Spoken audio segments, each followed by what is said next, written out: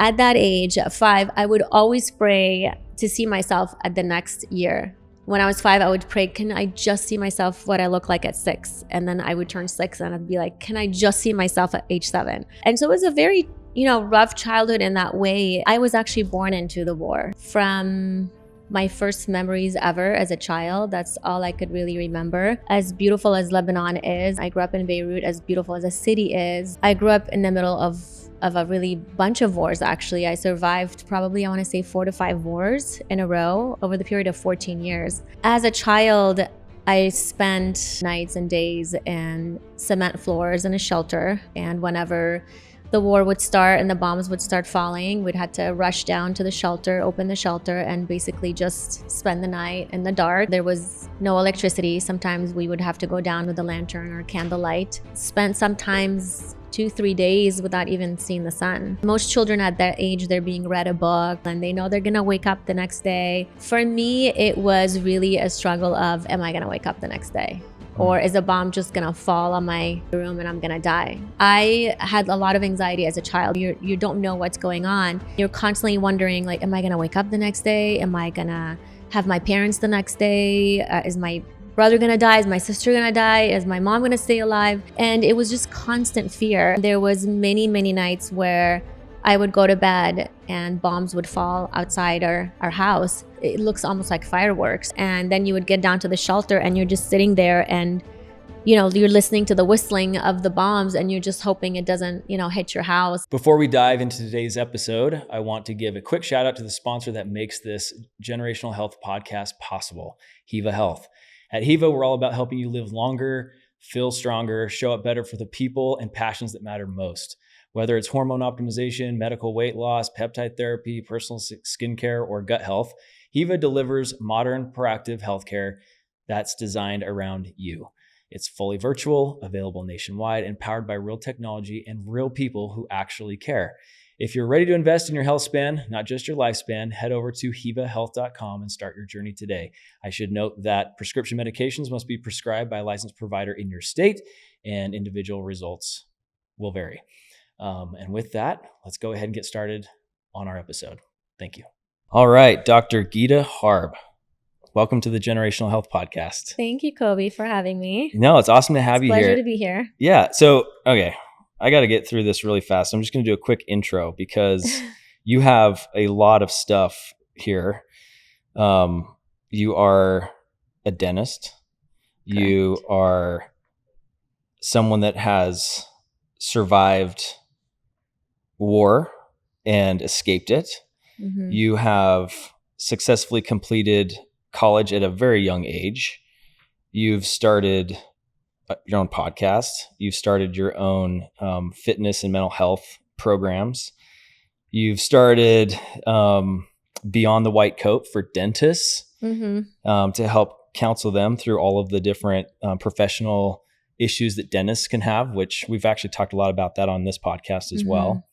And now you are about to release a book. So you have a lot of stuff going on. I do. And I have a lot of questions.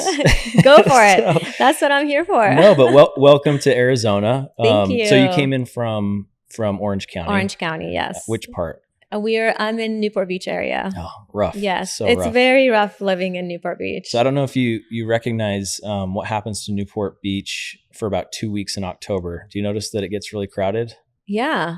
It's mostly people from Arizona. Oh, is that what it mm-hmm. is? You guys just escape the So we heat? get 2 weeks of fall break. Oh, okay. All the kids are out of school. Oh, wow. And if you go to Newport Beach, right there on Balboa Strip, most of those homes that are being rented are from all of us. Oh, I didn't know and that. And all of our neighbors and our friends, and we take over the beach for 2 weeks. Stop it. Oh, yeah. Wow. You guys get 2 weeks for fall break? 2 weeks. That's amazing. I don't always get to stay there for 2 straight weeks because it's expensive to stay there. Yeah, it is. Newport is expensive, but love it's fun. Newport Beach. Yeah. It's so fun. I love that whole area. Yeah. Well, welcome to Arizona. It's not excruciatingly hot right now, but it's still warm enough that it's nice pool weather right now. So it's in the 80s. I'm enjoying it. Yeah. It's great. Well, good. Well, welcome here. Thank you. And you have a really fascinating background.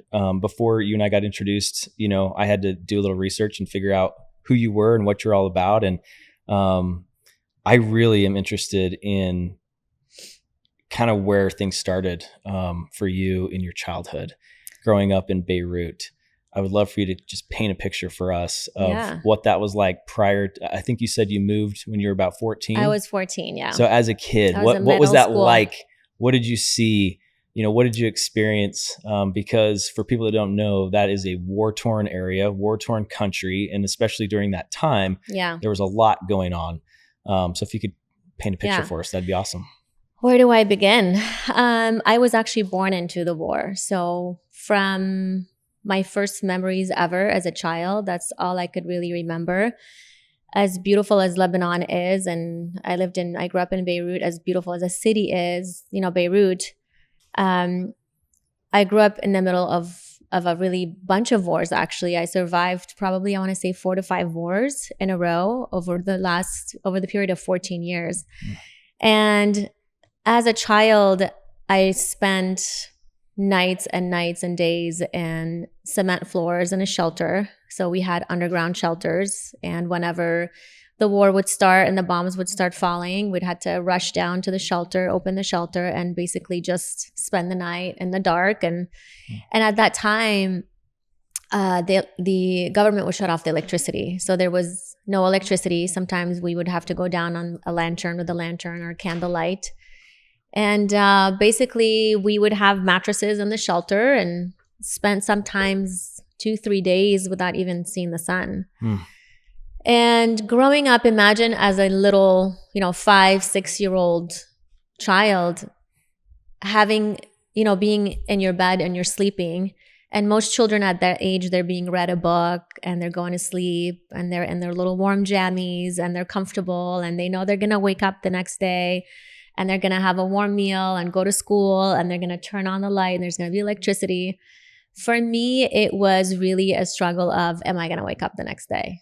Or is a bomb just going to fall on my, in my middle of my room and I'm going to die? So as a kid, a child, you had thoughts of wondering whether or not you'd wake up the next morning? Absolutely. We grew up during the war, so we would have bombs fall outside our balcony, outside our room, right across in our neighborhood, in the tennis courts we played, in the schools we went to. And I remember I had a lot of anxiety as a child because I think at that age, when you are born into it, it's hard to deal with because when you're a little bit older, you sort of can process these feelings and you understand. But at that age, when you're 3, 4, 5, and you're constantly in a fear or flight mode, you don't know what's going on. It builds this, and a very intense nervous system, and you're constantly wondering, like, am I going to wake up the next day? Am I going to have my parents the next day? Is my brother going to die? Is my sister going to die? Is my mom going to stay alive? And it was just that constant fear. And there was many, many nights where I would go to bed and I'm just sleeping, in the middle of the night and bombs would fall outside our house. And the sky would just be illuminated with it looks almost like fireworks, all the bombs falling and everything. And I had to get up and rush out of nowhere and run down to the shelter. And sometimes I would hit a wall, I would hit a door.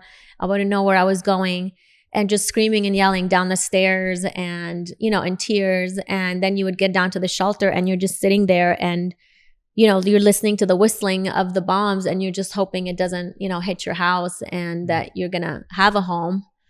And so it was a very rough childhood in that way because I think as most kids would go to bed and, with their little fuzzy blanket and their little teddy bear, I went to bed with a flashlight because I knew there won't be electricity at night. And I went to bed in slippers. I would always keep my slippers on. So I know I had to run down to the shelter so I'm not barefoot.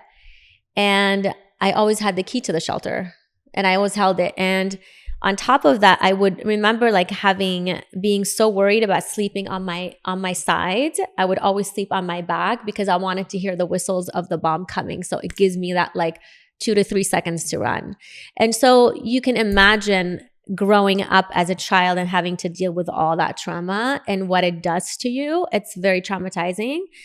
So there was moments where you go to bed and I would pray to God that just please let my parents live, please let me live. And I remember At that age, at 5, I would always pray to see myself at the next year. When I was 5, I would pray, can I just see myself what I look like at 6? And then I would turn 6 and I'd be like, can I just see myself at age 7?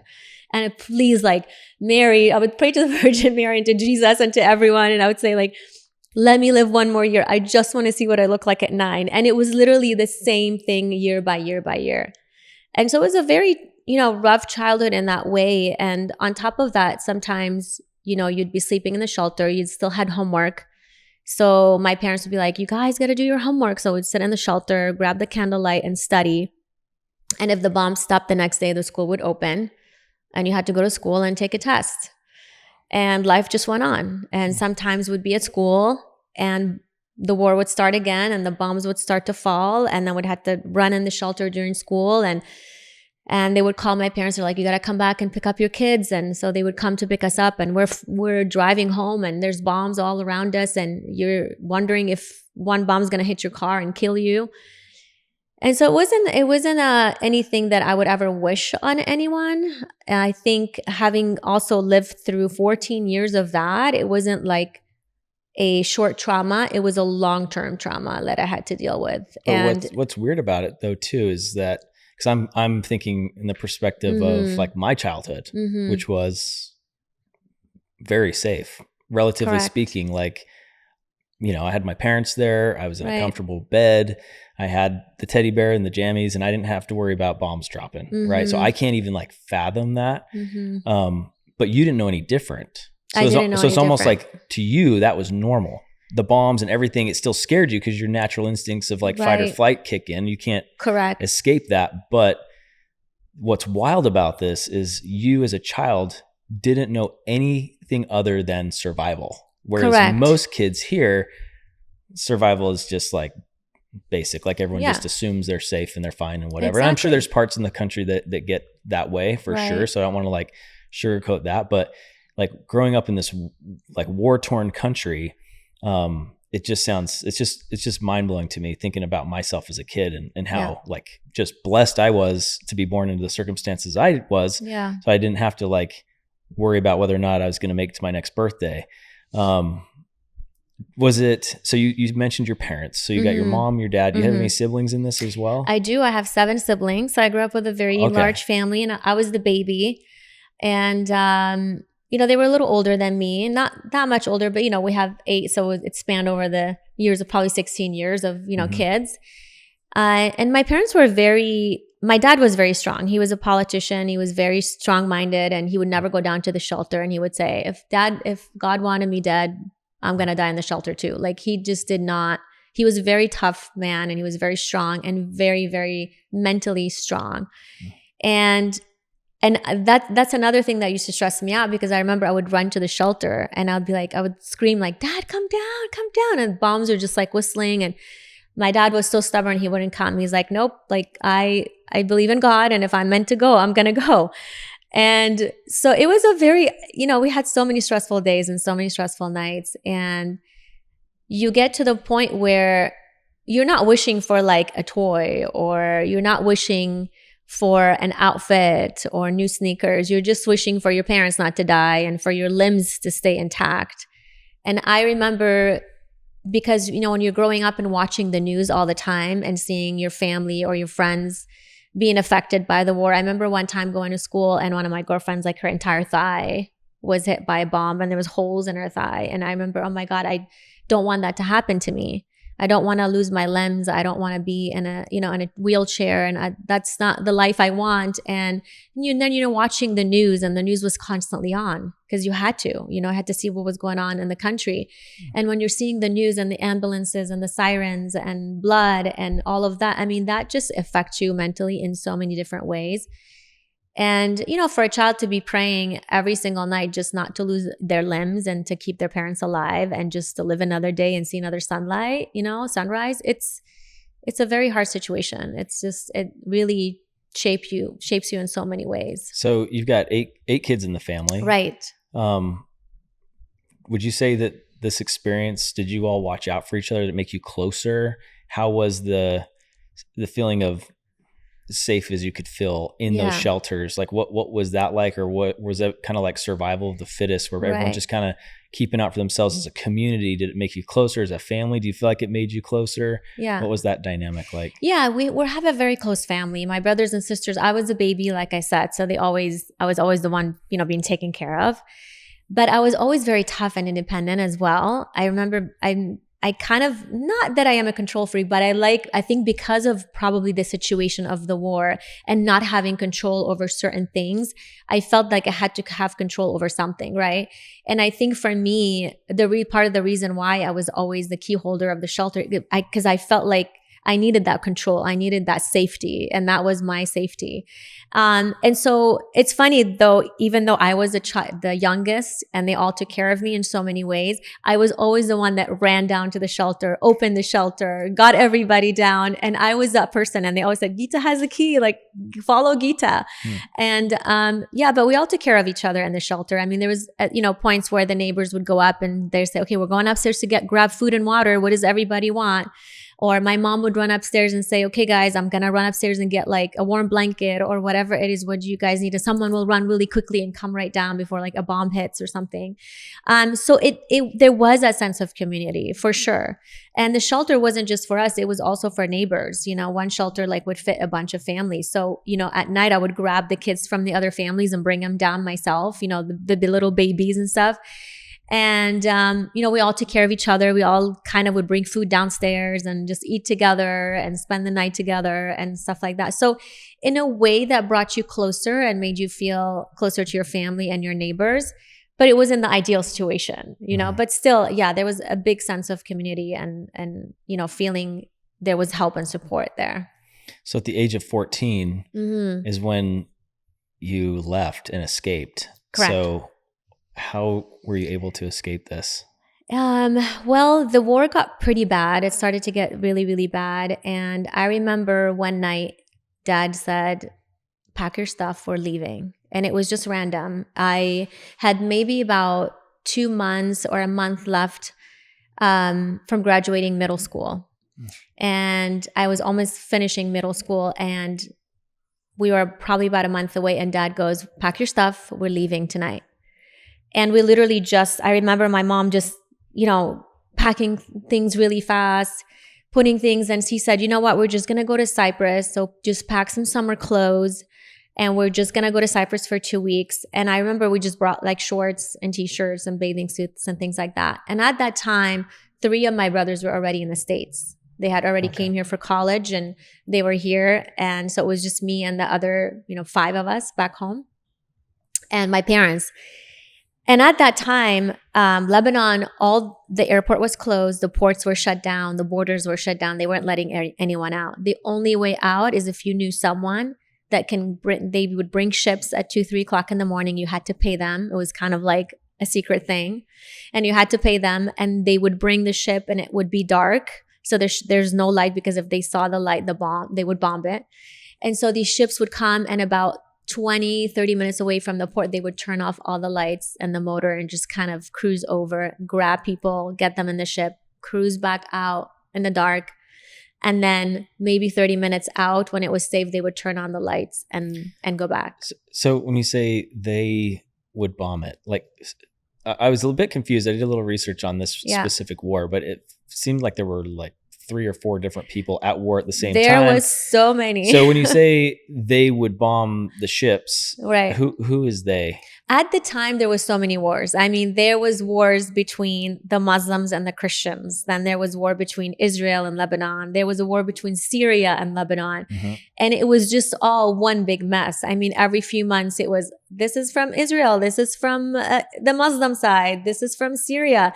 And, growing up at that time, you just didn't know who was bombing. But I believe when we left, I think it was between Syria and Lebanon and Israel and Lebanon. They were bombing each other constantly. And then, in the middle of all of it, there was between the Muslim and the Christian side, and they started fighting each other and bombing each other. And so, you couldn't go to the Muslims. It was divided at the time.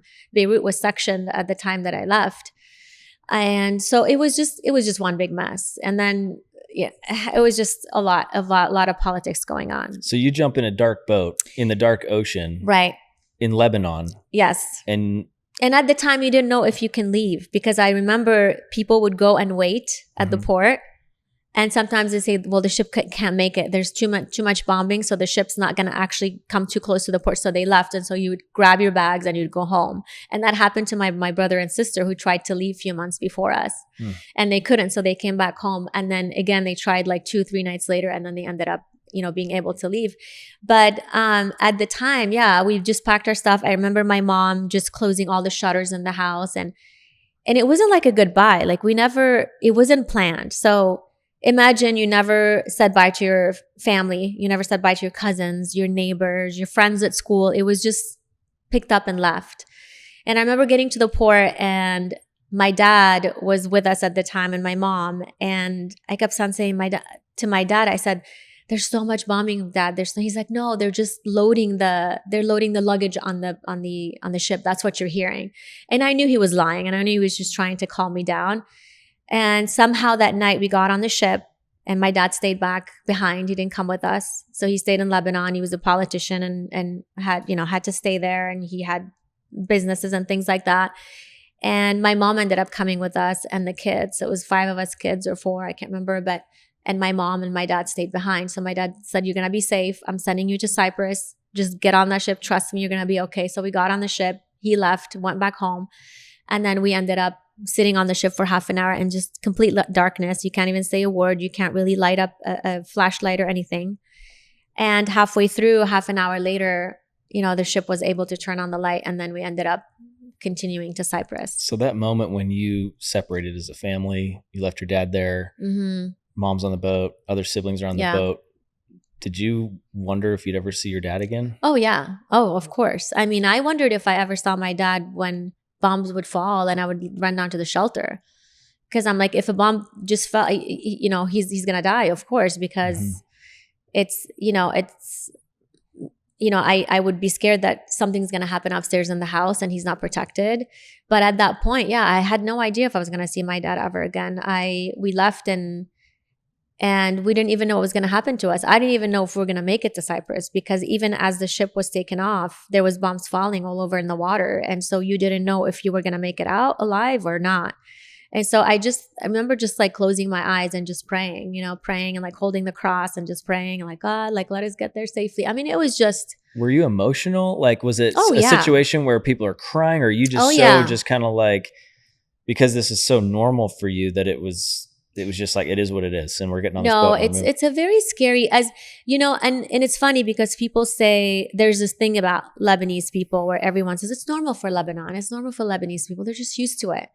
True, you're used to it, but you also have to remember you're a human being and you're a child and you have feelings, and this is trauma. And I think people end up at the end of the day going, okay, well, you're used to it, you grew up like that. But true, you get used to certain things, but it still affects you in so many ways. It still is trauma. It's like someone saying someone's beating you up all the time and you say, well, you're used to it. But how does that affect you over time? That still is trauma. That is still is bad. So for us, no, I mean, I think at the time when you're going through something, I don't remember crying. I remember just like holding all my emotions in. And I remember, when you're in that fight or flight mode where your body doesn't release all the emotions because you're just trying to just get through that situation. And when you get through that situation, that's when everything just starts to come out. When you go through trauma, and you're trying to process trauma, is when you start to cry, not during the trauma. Mm-hmm. And so it was one of those things where I had to be quiet. We had to be quiet and we just had to be strong. And I remember my dad going, you got to be strong. You got to be strong. You're going to make it. And I had to be strong. And I remember my heart just beating, like, so if I could hear my heartbeat in my ear. And I was scared to death, but I had to sit there and I had to be strong for my mom, for my brothers, my sisters, for everybody, for my dad, and not really cry and not show any tears. But, it wasn't until after we arrived that I felt like all the emotions just started to come out. And I was like, oh my God, we made it. We made it. And so that's when I started crying, and I remember just going, well, where do we go from here? Like, what's next? This was when you made it to Cyprus? This is when we made it to Cyprus, yeah. So how long were you in Cyprus before you came to the States? So we stayed in Cyprus for about 2 weeks. And that was the plan, is to just get out of Lebanon for a couple of weeks, kind of, figure out the situation, what's going on. And Dad said, I'll figure out politically what's going on, or we're going to bring you guys back. And I remember after 2 weeks, my mom was on the phone with Dad. And I remember Dad goes, we're not coming back. You're going to have to go to the States. Things are going to get actually really worse. And at that point, I was like, I'm probably never going to see my house again. I'm probably never going to see my friends again. I'm probably never going to see my neighbors, my room, my bed, like nothing. And so my dad bought us tickets and ended up sending us to the States. And we came to the States from Cyprus. And again, we came just as on a visiting visa. We just came to visit my brothers. They were in college. We're like, okay, well, we'll just take another month off and we'll go to the States and we'll visit everyone. And my sister was here, and we'll see how we'll assess the situation. And we're coming back home. And really at the end of the day, the point was not to be in the States. The point was, we're going to go back home. Really, it was just trying to get out for a little bit, assess the situation, and come back. And so I remember getting to the States, and we were here for a couple of weeks again, and my dad said, it's not looking good again. You're gonna have to figure out a way. We're gonna have to figure out a way for you guys to stay there. And at that point, I just knew, like, this, I have to adapt to, like, this is my new culture now. This is my new home. I have to adapt to everything. And I was, 14 and maybe a few months at that time, 14 and a half barely. So it was really rough, because then my dad said, well, you're going to have to go to high school here. You're going to have to learn the language, and you're going to go to college, and you're just going to stay here and stay with your brothers. And my dad was in Lebanon. He wasn't even with us. And I remember they found me a Catholic high school, because, I went to a Catholic school in Lebanon. So they found me a Catholic high school. This was in Connecticut. And I went and got tested in the high school to see, like, where are they going to put me? And they said, well, she's just beyond her years, and high school is a waste of time for her. And, in Lebanon, the school system is very advanced. And we went to an all-girl Catholic lycée in Lebanon, and French. And so they're very, French schools are hardcore. And so they said, there's no reason for her to go to high school. And I looked at my mom and I go, well, I don't speak English. Like, I spoke fluent. You're 14, 15? I was 14, okay. 14 and a half. And I spoke fluent Arabic and French. And English was barely I was just learning English. It was my third language. It was the minimum that I had just started to learn. And I looked at my mom and I go, how am I going to go to college and I don't even speak English? And they said, we'll figure a way out. And so I remember the high school said, you know what? Why don't we just put her about 3 months in high school, let her learn English with her friends, learn language, and then she'll go to college. And so I ended up going to high school for 3 months at the age of 14. I graduated with honors. I don't know how. I skipped the 4 years, graduated with the senior class. And from there, I ended up going to college I think I was barely 15 when I started college. And you went to Tufts University at that time? So undergrad, I went to PSU in Portland, Oregon. Oh, okay. And I majored I was pre-medical biology and psychology. Okay. Yeah. All right. That's wild. So you basically just skipped all of high school. I did. And jumped straight into college. I'm curious, how, did you have any preconceived ideas of what the United States was like before you got here? And if so, how was it different than what you thought it was going to be like? Yeah, we loved Americans in Lebanon. I mean, we always watched American movies. We listened to American songs, and we thought it was just like this great country and great people, and, and we loved it. And in my head, I imagined it to be really just what it was. I think it was just safe, friendly. Everything was accessible. You turn on, turn on the lights and there's light.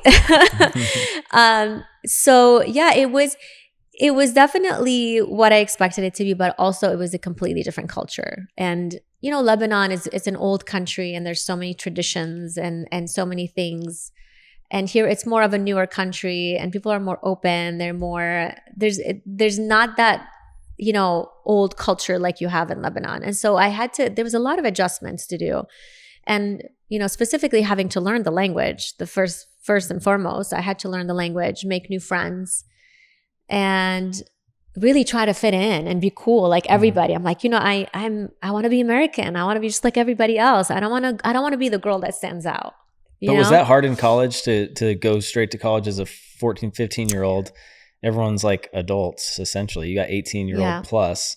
To have normal friends in that environment? Was it, or did you just hang out with the older people? Like, did you have a normal college experience? The social aspect of being in college at 14 and a half, 15, I would have to say was hard. Number one, I wasn't just a 14 Americans, speaking English. First of all, I was 14 years old. Imagine being 14 and learning still English. I was still in the process of really learning English. So while the 14-year-olds were worried about, maybe dance and prom and a typical teenage boyfriend and this, I was carrying a Webster dictionary and biology and trying to figure out, as the professor is speaking in the middle of the class, I would open the biology and open the dictionary and I'm learning. Imagine I'm pre-medical and learning biology and physics and chemistry and all of this, but at the same time, I'm trying to learn what the professor is saying. So there was definitely a social also aspect age because everyone in college was over 18 pretty much. And they were all drinking and they were doing whatever they wanted. They were driving and they were going to parties. And I was just like, shy girl that I didn't know where to fit in. First of all, I barely speak English. I wasn't American. And, I had to also, I couldn't hang out and go out because I was living with my brothers at the time and they were very strict and they were like, well, you're not at the age you can go out and do certain things. So it was hard. I felt like I didn't have a complete college experience because I wasn't 18 and I was underage and there were certain things I couldn't do, certain parties I couldn't go to. Obviously I didn't drink, I didn't do any of that. So yeah, it wasn't really a normal college experience that I had. And it was hard. It was hard watching everyone being free and living that, being their age and being 18 and running around and doing what they wanted to do. And meanwhile, I was this like 14-year-old that I can't go here, I can't go there, I can't do this, I can't talk to that person, I can't talk to this person. It was a little rough. It was hard. It was a lot of adjusting to do and a lot of, I think, resilience. I had to accept the fact that, okay, this person's driving, I can't drive just yet. Or this person is drinking, I can't drink. Or this person has this freedom, I don't have that freedom. And at that time, my parents weren't there. My mom had to go back to Lebanon. So they put my brothers in charge of me and they said, you're her parents now. And my brothers were very strict. And so I didn't have a lot of freedom in college. And I think I didn't have the normal college life that everybody else did. Well, you didn't have a normal childhood. Exactly. Yeah. Yeah. You didn't have a lot of normal. Nothing is normal about your story at all. Right. Which really makes you kind of uniquely qualified to go around, and you are a public speaker. Yeah. You've started your own dental practice. You and your husband work together, right? We do. Okay. We do. Yeah. So you've got successful dental practice. Mm-hmm. You're a public speaker. You've got your podcast. Yeah. You coach dentists on kind of all these, you made history by being one of the youngest graduates ever in the history of Tufts University School of Dental Medicine, which is amazing. So I'm just curious, like all the experiences that you had as a kid, I'm sure there were some nuggets of like really cool defining moments for you as a kid growing up in that, which 99.9% of Americans have never experienced those things. Right. Yeah. But in those things, also makes you uniquely qualified to help people in a way that 100%. Many can't. So I'm wondering what to you, now that you've been doing all this and you've taken everything you've learned and you've harnessed a bunch of trauma and you had to learn a language, you had to graduate in a foreign language and all that, but you did it all so amazingly well and in a short period of time. What were some of the biggest lessons you learned along the way that now you're finding that you're helping people understand about themselves as they're entrepreneurs, they're trying to get healthy, they're trying to just better themselves?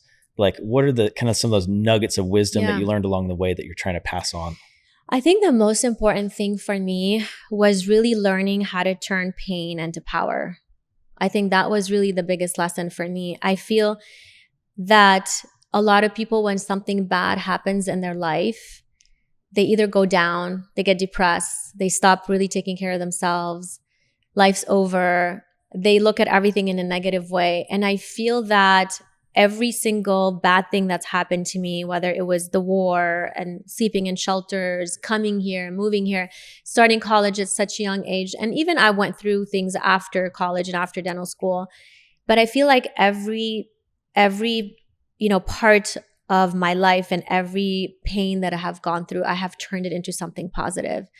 And this is why I want to teach people. This is why I want to coach. This is why I speak, because I want people to know that there's hope at the end of the day, that you can turn your life around. And instead of taking that pain and really soaking into it and feeling like you're the victim, I've taken that pain and I've never, ever, ever looked at myself as a victim. I've never looked at myself and said, oh my God, like this happened to me, so I'm allowed to do drugs, or I'm allowed to drink, or I'm allowed. No, it's always been, if I'm in a situation where something bad happens, I'm going to rise above it. I'm going to be successful. I'm going to make it. I'm going to work harder.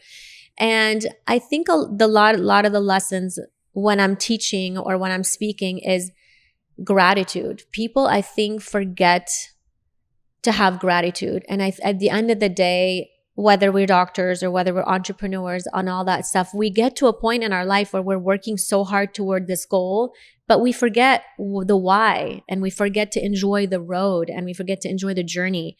And I've gone through that too. I've gone through, moments where, I've had the dream, and, I want the big house, I want the car, I want the handsome husband, I want the 2 perfect kids, and the thriving practice. And I got that, and I was miserable. I got to a point where I collapsed. I ended up in a cardiology office. I thought I was going to die. I couldn't even breathe anymore. I was having heart arrhythmias. And it was because I had gone through this. I had sort of forgotten myself along the way, and forgotten to take care of myself and my needs, and really forgotten the purpose. I was just sort of going through life as a robot. And I wasn't thinking, what is the purpose of all this? I wasn't enjoying the road. I was focusing so much on the goal, what I want in life. And I want that house. I want that car. I want to be married. I want the kids. And I forgot along the way to stop and smell the roses and enjoy that journey and the why I want it, and enjoy working towards it. And I got to a point where I was so burned out. I was a mom of 2. I had a thriving practice. I had everything I needed. But I would get up with anxiety every morning. I would get up like, oh my God, it's another day. It's another day. And why am I so anxious? Why am I so unhappy? And I realized at the end of the day, because I've gotten to a point where I didn't have purpose. I've lost that purpose. I've lost that, how do you say in French? The je ne sais quoi, where it's you forget how to live a fulfilled life. And this is when I completely changed my life 5 years ago, and really started taking time to take care of myself. And I was pouring so much into the kids, into the practice, into my employees, into my patients, taking on their anxiety all day long. And, dentistry is hard. And my husband, and our trips, and social life, and trying to look good. And I've forgotten about myself. I've forgotten that there's Guitta here, right? I've put everybody else in front of me. And I think this is where a lot of entrepreneurs fail, because I think you get to a point where your company's doing amazing, you're doing great, and then you attain everything you're looking to attain, and then you get there and you go, well, now what? Why am I still not happy? And you would be so shocked to see how many people are so successful, making millions and billions of dollars, but deep down inside, they're not happy. They're truly not happy. And this is why people tell you money doesn't bring you happiness, right? Money brings you freedom, but it doesn't bring you happiness. You have to really live a fulfilled life and enjoy everything. And this is when my advice to entrepreneurs and to business people is to really take the time, first of all, for yourself. Wake up every morning, sit by yourself for half an hour. And this is what I started to do. I started journaling and sitting by myself. And I get up at 4, sometimes 3:30, sometimes 4:30 in the morning. And I literally sit by myself alone with a cup of coffee, and I just think. I clear my head. And that's the first thing I do every single morning. Instead of getting up in the chaos and I got to get my kids to school. And that's how I used to wake up. I used to wake up at 6:45, wake up my kids, get them to school, get to the office late, between 12 and 1 at my lunch hour, go to volunteer in the art, at art, or I'd be the lunch girl at my kids' school and come back. And I had to be the perfect mom. I had to be the perfect boss. I had to be the perfect dentist. I had to be the perfect wife. And at the end of the day, I ended up not being able to breathe. I ended up collapsing in my office, and they had to drag me to a cardiology office for 3 days of testing to really realize that it was all stress and anxiety. I was holding on to so much pressure of this perfection, and I had to be this certain person and have everything around me be perfect, that I've forgotten about, well, who is Guitta? What does Guitta want? What makes Guitta happy? And so this is when I started my journey 5 years ago, and I didn't have help. I didn't have a mentor. I didn't have anyone to show me how to do it, to teach me how to do it. I literally started journaling and getting up and going, well, how am I going to take care of myself in order to take care of my kids? Because I remember being in the cardiology office, and the cardiologist looked at me as I'm hooked up to like 1,000 EKGs, and it's just going like crazy. And he's looking at the EKG as it's going nuts. And he's like, when was the last time you took a lunch hour, Dr. Harb? And I go, lunch hour? Who takes a lunch hour? Like, what do you mean? I don't get a lunch hour. I go my lunch hour, I volunteer at school, or I'm writing my charts, or I'm calling patients back, or I'm on the phone with the lab trying to figure out a case. And he goes, no, seriously, when was the last time you took a lunch hour? And I go, I don't remember. He goes, when was lunchtime you went out in the sun just during the day for half an hour, just to leave your office, just for like 10, 15 minutes? I said, I don't remember. I literally didn't remember. And my husband was sitting next to me, and he was freaking out at the time because he thought I was like literally going to die. And he looked at my husband, he looked at me, he goes, you keep that up. You keep that lifestyle up and what you're doing, and your kids won't have a mom, your employees won't have a boss, and your patients won't have a doctor, and your husband's not going to have a wife. And it's just like, as he's talking, like it just clicked in my head, like, oh my God, like what have I been doing for 15 years? I've been on this like treadmill of like, go, go, go, go, go, go, go, go, go, go, go, because that's what I had in mind. That's the dream. That's the American dream. Just like build and go and go and go. And then I was not enjoying the journey. I was not stopping to like think of like, why am I doing that? What am I taking care of myself and all of that stuff? And I literally remember getting home, and I sat down in bed, and I go, something has to change. Something has to give, right? So how am I going to take care of myself when I have to be up at 6:30 to take care of my kids? And that's when I started getting up at 5:30.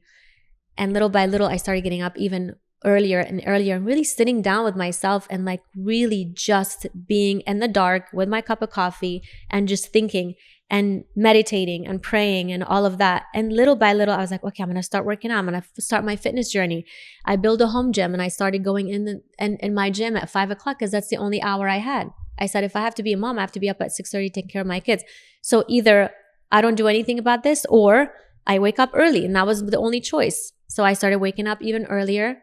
I started meditating. I started journaling. I started working out. And that 1 hour in the gym, I can't even tell you, changed my entire life. I mean, working out in the gym, lifting weights, my body started changing. My mindset started changing. My energy started changing. When I would leave the gym, I was happy. And then I would get to work, and they're like, Dr. Harb, did you just have like 5 cups of coffee? I was energetic. And I'm like, no, I had half one. And I was happy throughout the day. I had energy throughout the day. It was because I took the time to really sit with myself and figure out, what am I doing today? What is the purpose of today? How am I going to make today better? And when you take that time for yourself and you start to live with a purpose, fulfilled life, that's what really changes you. And that's when you start to enjoy your work. And little by little, my anxiety started to go away.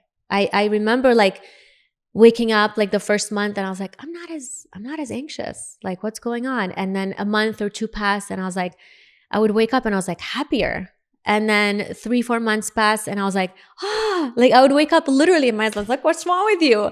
And so it's funny. It was just little baby steps that I had taught myself and learned along the way. That this is why I teach now, is those little baby steps. It's never just overnight. And that really brought me to where I am here, where I wake up every day and I'm thankful. I have so much gratitude for my life. Like my kids will complain, and I'm like, it's all good. My husband gets up sometimes and huff and puff, and I'm like, is anyone dying? We're good. Nobody's dying. Like, we'll figure it out. It's all good. And it just changes your mindset, and it reminds you that life is beautiful. It really is beautiful. Like I sit and I wait for the sunrise every morning to get up, and I'm watching it get up and I'm like, wow, like how beautiful is this? And really having gratitude just changes everything. And even now when something bad happens, I still look at it in a positive way and I go, how can we turn this into something positive? And I think that's why a lot of entrepreneurs, a lot of like high functioning people, they forget about that. I think you get to a point where you're so concentrated on the end goal, and then you get to the end goal and you're either sick, you're tired, you're anxious, you're depressed because you're not really enjoying the journey along the way. So you mentioned purpose quite a few times in there, Yeah. and I was trying to pick apart, and I was going to ask you a question. I think Yeah. I figured out like the importance of purpose, because you Right. brought up how it makes you happy and how Yeah. it kind of lightens things and it makes you less stressed. And there's a lot of longevity study, clinical data to support the importance of having purpose, Right. in order to live a fulfilled and happy life. And I'm wondering, now that you've experienced so much and you've gotten to where you are now, even after being successful and still realizing that you were trying to figure yourself out, if you could summarize your purpose, what would you say your purpose is today? Wow. I think for me, I found purpose in few things. It wasn't just one thing. I was doing dentistry for a long time, but I wasn't really enjoying dentistry so much. And I couldn't figure out why. Why am I not enjoying dentistry? Why is it not fulfilling me? And it wasn't until I really started to do cosmetic cases where I would change, smile transformations and change someone's smiles. And I found the purpose in dentistry in that niche for me. And this is when I believe my dentistry just awakened. It was when I started to do these smile makeover cases, and people would come to me and they haven't smiled in years. And they would look at me and go, doctor, I haven't smiled in years. I haven't had a date in years. I'm not able to get a job, and all of that. And I would do these smile makeovers. And then instantly, the second I deliver these veneers, it's like, they smile big and they come to you and they hug you and they say, thank you for changing my life. And I think for me, I realized that I'm supposed to do dentistry in order to change lives. And that, to me, when I wake up every morning and I go to my office, that's my purpose. I feel that has been my purpose. And the other thing that I felt in the last 5 years, it's been like this fire inside of me where it's like a God's calling of like coaching, speaking, mentoring, and impacting. And this is when I founded Smile Diaries, and I started Smile Diaries. And it was during that journey when I was transforming myself. I woke up one day in 2023 and I looked at my husband, and usually it's like 4 or 5 a.m. in the morning. And I go, I'm starting a podcast, literally as I'm having my coffee. And he goes, Guitta, you're crazy. Like, why? You've got the kids, you're already stressed. Like you already have so much going on. You have so much on your plate, the employees, the office, the practice, you have this, that. And I said, I'm starting a podcast. And he goes, why? And I said, because I feel like I've attained my purpose in dentistry, but there's another purpose I need to attain. And that's impacting people, talking about journeys. I want to show people, how do you overcome adversity? How do you thrive? How do you turn pain into power? How do you change your life? And he looks at me, he goes, I know you're going to do what you want to do at the end of the day, so go do it. And literally within a day, I found a producer, I found 6 guests, I found a studio, and that to me gave me purpose. And I started talking and I started public speaking, and it just, people would come up to me after I'm speaking and they're like, wow, like they're crying. And I had a girl the other day, I was speaking for the Lakers, and she came up to me, she goes, I'm a refugee from this country, and I felt like there's not going to be any hope, and I'm this and I'm that, and you had just given me so much hope. And finding the purpose to help people and to serve at the end of the day is a beautiful thing. And I think I found my purpose in serving people, whether it's through changing smiles and lives, or whether through talking and impacting people or coaching. And I feel like I'm just being fulfilled in so many different ways right now. And that's really been my journey of like why I want to speak more, why I do my podcast, why I go on different podcasts, is to really impact other people, and not just women, but even men in general. Anyone that's having a hard time, anyone that's that's to know that there's hope at the end of the day, life's beautiful, and to have so much gratitude and you know, be happy at the end of the day and have a fulfilled life. So I'm not surprised that you burned yourself out. Constantly, because there's a theme through this whole thing I've been picking up on, and it's even as a young kid, you mentioned you were the first one with the key, always following Guitta down to the shelter, trying to make sure everyone's safe, right, and coming here, trying to get through college, trying to just muscle your way through it because you had no other option but to just like learn the language, graduate, because this is what I have to do. You're constantly in survival mode through that whole thing. And then you get into, you know, your practice and starting your family. You're still in survival mode because you talked about just getting 100%. Up, trying to get the kids off to school, which I can relate to 1,000%. I've got 5 kids. Yeah. Oh my goodness. And so like that 6:45, hurry just to get them off so you can get to the next thing.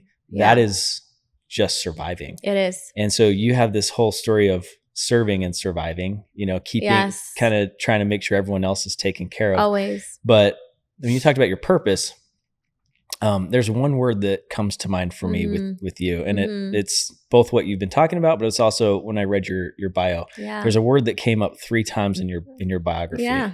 Do you know what it is? It's not purpose, is it? Nope.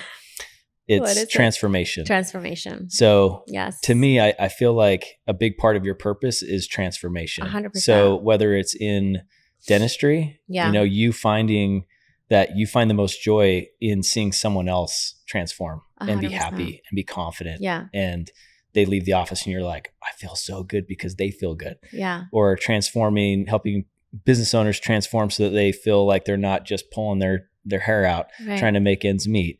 Or probably yourself as a mother, helping your kids transform and not have to go through a lot of the same stuff that you went through, but also hoping that you can instill some of the same things in them that make you successful, make you who you are, even though they're growing up in a totally different environment, but helping them transform into adult humans that are going to, you know, have an impact on other people too, to, you know, the podcast and helping tell other people's stories to help other people maybe transform their thoughts or all that kind of stuff. So to me, that just was the word that popped up to me. And I don't know if that's 100% accurate. It but is. If I was You're very accurate. That was a very good observation. If I was to dial that in, I actually, I underlined it because I read it 3 times. I literally wrote 3X on there. And then as you were talking, I'm like, she's just talking about transformation. She's talking about transforming people. It's true because I love I feel like I'm in my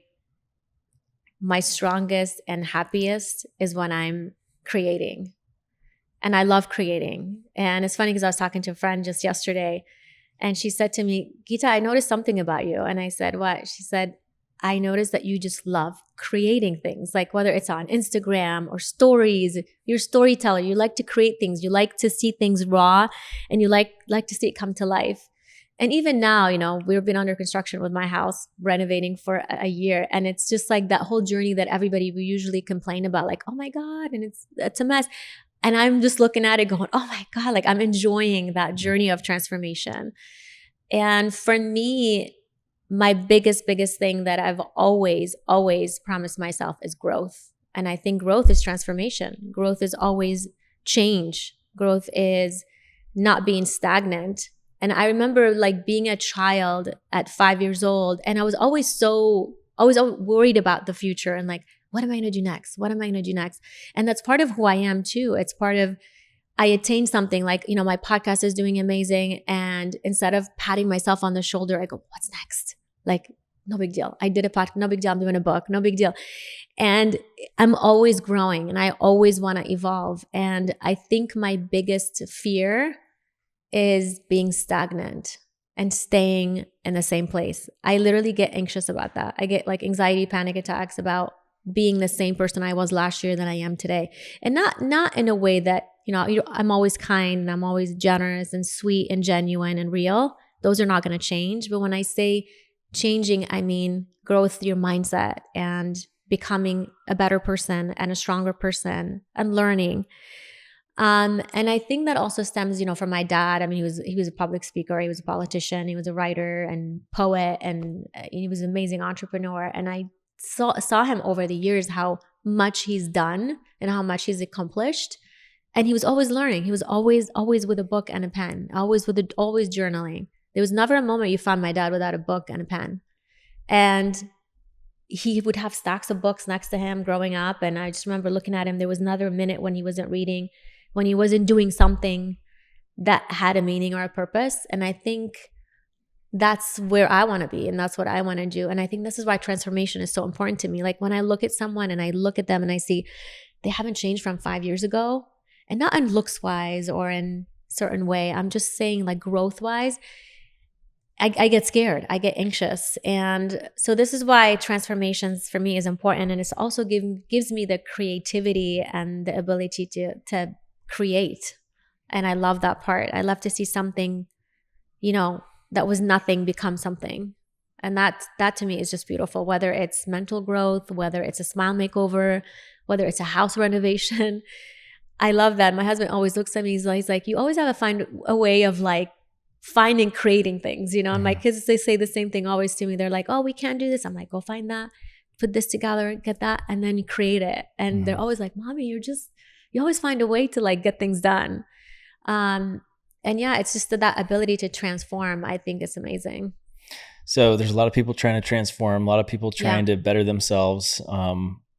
Most people have a desire to do it. Right. A lot of people don't have the discipline to do it. That's where, at least that's what I've seen is a lot of people start, January 1st is a good case in point. Everyone makes their New Year's resolutions and unfortunately, a lot of people fall off because they just don't have the discipline to stick with it. But you're a very routine, regimented person. There's no way you could handle all of these things, balance your life if you didn't, and you'd burn yourself out again. So what would be 3 or 4 things that you think every woman, mom, business owner, whoever you're speaking to, that they should do every day to really continue to grow and not stay stagnant and be the best version of themselves? What would you say are those 3 or 4 things that people should work on that are pretty easy things to do every day, just to give yourself the self-care you brought up earlier, to really be the best version of yourself and enjoy the journey? Absolutely. I think number one thing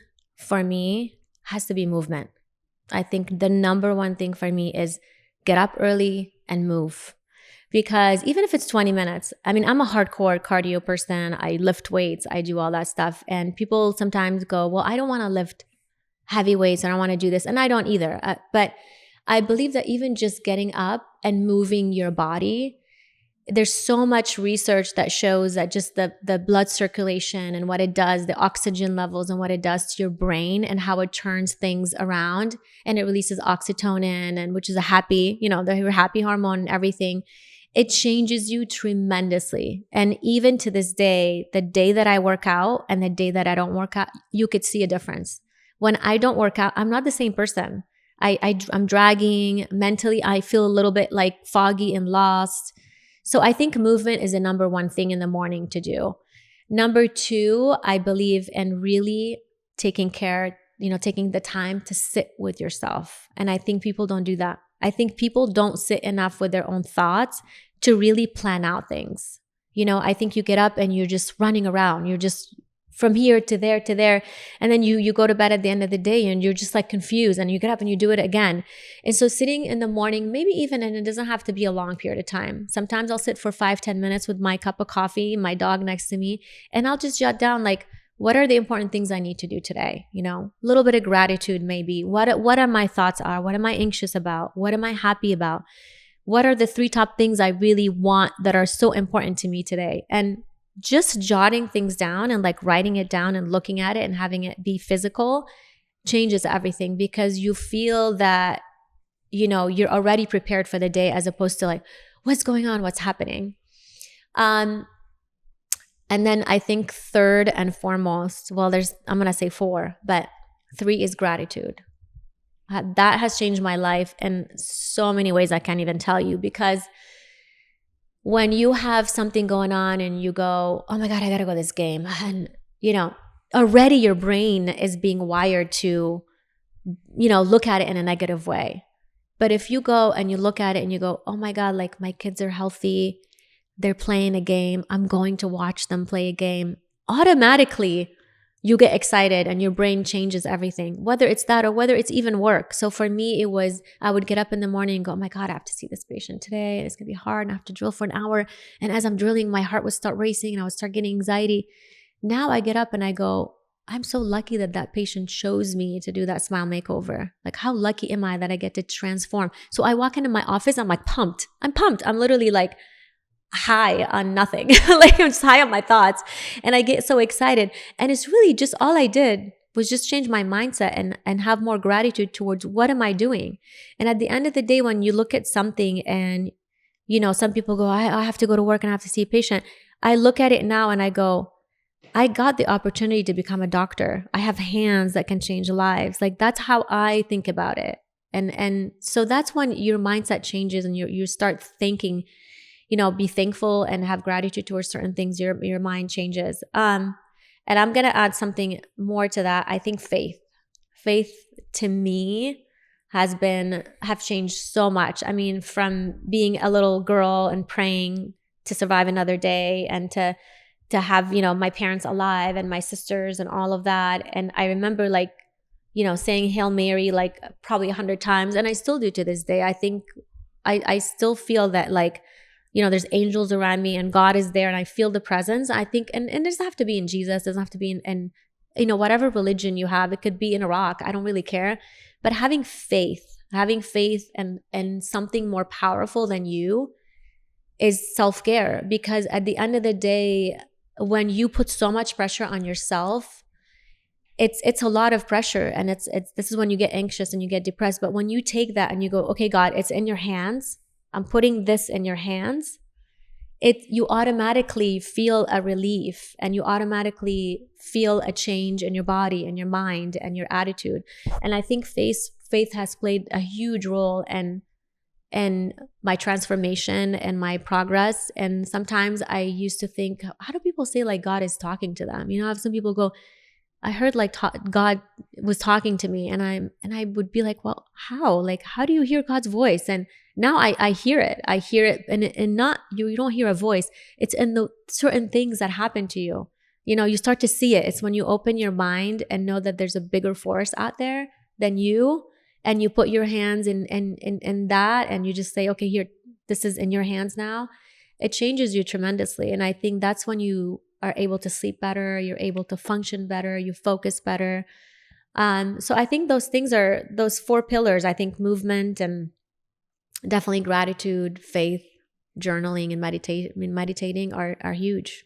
And I don't go without them at all. There hasn't been one day where I don't go without all 4 of them, where I don't sit in the morning early and I meditate and I pray, or where I don't work out, always. So those are good. Yeah. Those are awesome. Thank you so much. Yeah. You bring up faith, and whether it's in a specific religion or not, Right. Having faith in something is incredibly important. Oh, so important. And especially as we talked about finding purpose, faith generally tends to help us find purpose. Oh, 100%. As you have found purpose in transformation or whatever it is, like you're generally talking about other people, other humans, and you talk about seeing God or hearing God, and it's like a lot of times we see it in each other, right? Oh, yeah. And how those moments that you have with people where you can, I don't know, that's where you feel it. God's hand in a lot of things. So anyway, that was really good. Thank you. Those are amazing things. And you shared so much cool stuff with us. And I know this kind of came together fast. We just organized this less than a few days ago. And I am super happy that you took the time to come sit down with me. And I'm happy that I'm able to be here. Yeah, this was a really cool conversation. And I appreciate your time, and I appreciate learning all this stuff from you. So I know you have dinner plans tonight, right? Yeah. Are you going anywhere cool? I don't know where Melissa wants to go, so I'm relying on. I think there's a cool spot in my hotel, so yeah, I think she's gonna come over. But I'm trying to think. Maybe I might call the concierge and see if there's like a cool little spot. There's some good ones. Yeah. So if you need any I would tips love on some restaurants up there, I'll let you know. But for sure, I think Melissa was trying to make it easy on me. She's like, I'll just hop into your hotel and have dinner there. But yeah, I'm happy to take whatever you guys think. Well, I hope you have a good rest of your trip, and I appreciate you, and enjoy your time here in Arizona. And again, thank you so much for your time today. Thank you for having me. Appreciate you coming in. Thank you so much for having me. I know it was last minute, and happy to fly here and be with you guys. This was a pleasure. It was great. It was very, very good. Thank you. We'll see you.